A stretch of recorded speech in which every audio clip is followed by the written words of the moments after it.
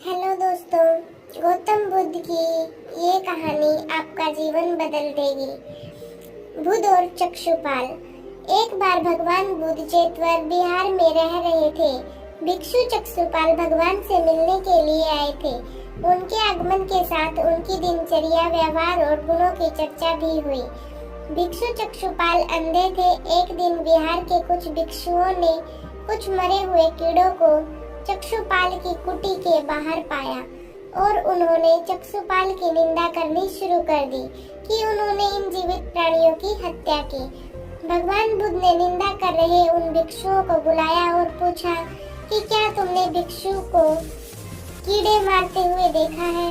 उन्होंने उत्तर दिया नहीं। इस पर भगवान बुद्ध ने उन साधकों से कहा कि जैसे तुमने उन्हें कीड़ों को मारते हुए नहीं देखा, वैसे ही चक्षुपाल ने भी उन्हें मरते हुए नहीं देखा और उन्होंने कीड़ों को जानबूझकर नहीं मारा है, इसलिए उनकी भत्सना करना उचित नहीं है। भिक्षुओं ने उसके बाद पूछा कि चक्षुपाल अंधे क्यों है? उन्होंने इस जन्म में अथवा पिछले जन्म में क्या पाप किए हैं? भगवान बुद्ध ने चक्षुपाल के बारे में कहा कि वे पूर्व जन्म में एक चिकित्सक थे। एक अंधी स्त्री ने उनसे वादा किया था कि यदि वे उसकी आंखें ठीक कर देंगे तो वह और उसका परिवार उनके दास बन जाएंगे। स्त्री की आंखें ठीक हो गई, पर उसने दासी बनने के भय से यह मानने से इनकार कर दिया।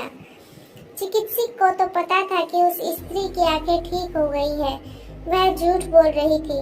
उसे सबक सिखाने के लिए या बदला लेने के लिए चक्षुपाल ने दूसरी दवा दी। उस दवा से महिला फिर अंधी हो गई।